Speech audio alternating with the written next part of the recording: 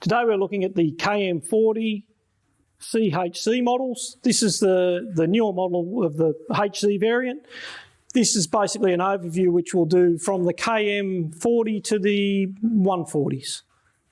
So we've unboxed our machine. It's got a lot of packing tape. We just remove all the tape. Remove all the tape from the machine. You'll find with this machine, you also get some legs, bits and pieces, check valve, what have you. These machines are supplied with their own lines, water inlet line, power and drain.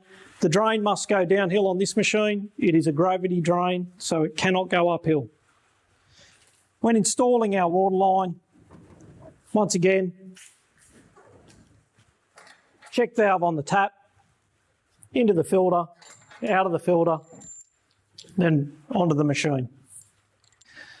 The machine is delivered with a lot of packing tape, so you want to come in closer here and I'll show you the biggest issue that we've had with these machines. This piece of tape down the back here is holding a bin switch.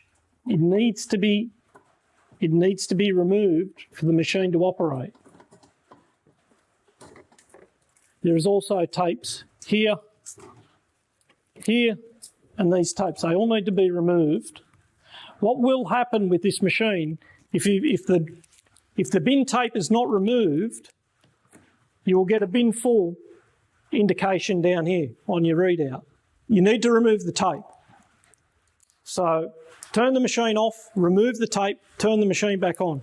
If you remove the tape while the machine is still on, it will not start. It needs to be turned off at the power point and started again. Thanks for watching our video. I'm Brad from National Ice Parts.